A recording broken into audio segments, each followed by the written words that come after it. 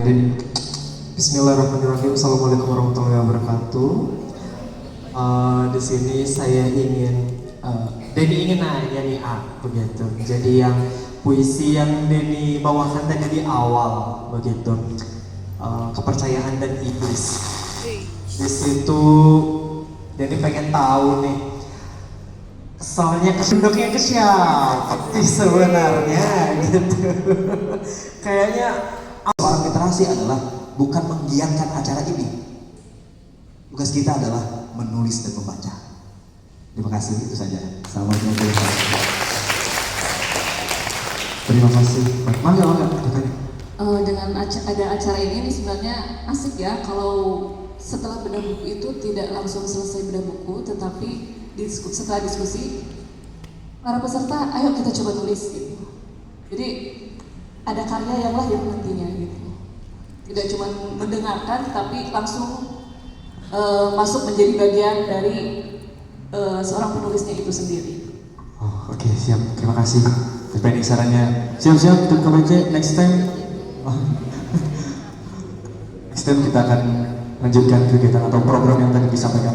Terima kasih. Depending sarannya. Nanti insya Allah akan direncanakan. Isinya betapa alim menerimanya. Puji, itu urusan tukang kipas di istana. Puisiku, ini batu akik, batu jalanan, bukan berlian yang mengkilap di etalase. Aku lempar ke kaca jendela, bukan kacamata. Kaca jendela kantor sekolah yang sok serius. Prang, pecah. Aku bilang, itu bohong. Jendela kaca itu tak pernah pecah. Tapi telinga guru sastra yang ngantuk di ruang guru langsung tegak seperti antena TV rusak. Bunyinya nyaring bro, lebih nyaring dari kentut di lift yang penuh jenderal, lebih nyaring dari sumpah serapah koruptor di pengadilan. Puisi ini bukan ode untuk bulan sabit yang berbaik. Ini kerikil yang sengaja aku ambil dari got kota, lalu aku poles dengan air liur dan kritik pedas agar bunyinya nyaring.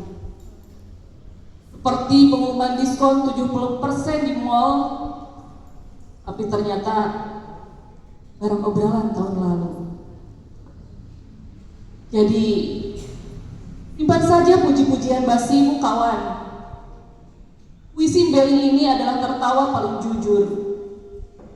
Ketika melihat patung pahlawan di perempatan, ternyata hanya tempat burung pipit berak. Terima kasih.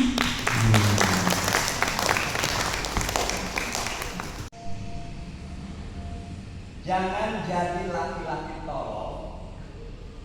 Toh, ngapain kamu mikir anak perempuan orang lain? Sementara di belakang sana, ibumu terus berdoa dan memikirkan berbagai macam cara agar kamu anaknya hidup bahagia. Jangan jadi perempuan tolol. Toh ngapain kamu mikirin anak lelaki orang lain? Sementara di belakang sana, ayahmu terus berdoa dan memikirkan berbagai macam cara agar kamu anaknya hidup bahagia. Kuningan 7 hari sebelum 12 Oktober 2024. Dan puisi mandek di ruang-ruang kopi. Saat air selokan lancar tak mesti pencahar lagi. Puisi ini mandek di kamar anak-anak Mapala.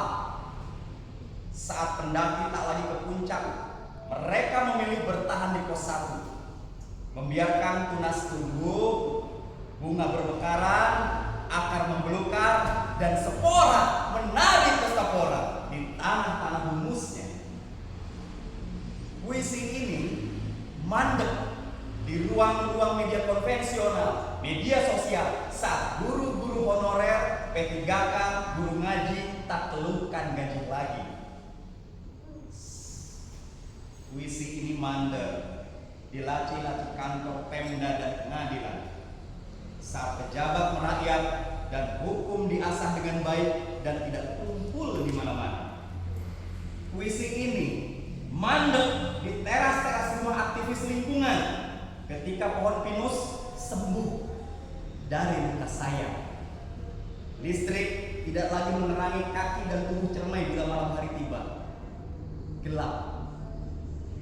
Puisi ini mandek di jok-jok motor saat jalan-jalan desa tak membuat turun beroleh.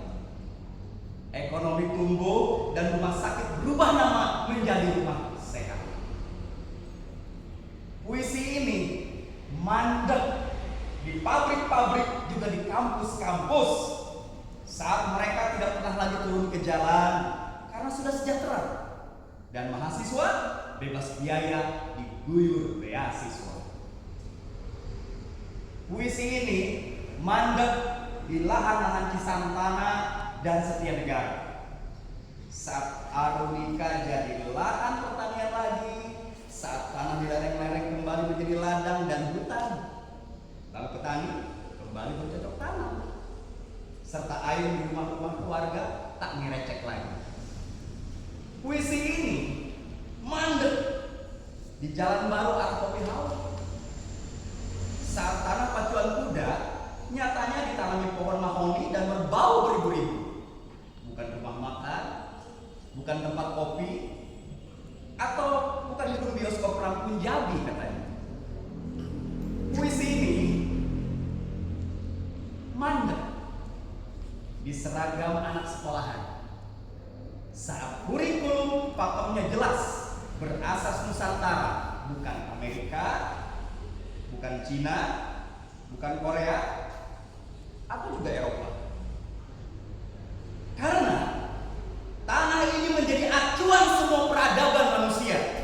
Nyatanya, rahasia Nusantara begitu berjaya dari temuan candi jiwa yang tak bertuan di Karawang, juga Gunung Padang. Puisi ini mandek di butiran keringat para petani saat harga pupuk bersahabat, pengadaan lahan sawah, ladang dan kebun berdaya tanpa alih fungsi lahan mereka menjadi sejahtera. Puisi ini mandek di panggung-panggung pertunjukan ketika gedung kesunyian menjadi gedung kesenian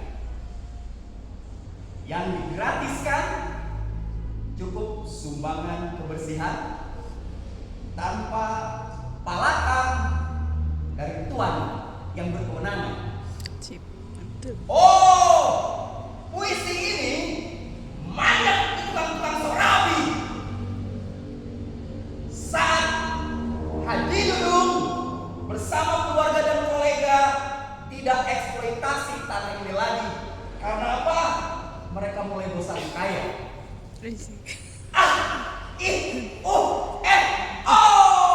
Ternyata ini mimpi, saudara-saudara. Puisi ini tidak mandek dan masih bertaring seperti embelingnya Iwan. Terima kasih. Assalamualaikum. Saya bilang kontol. Ya aku salah.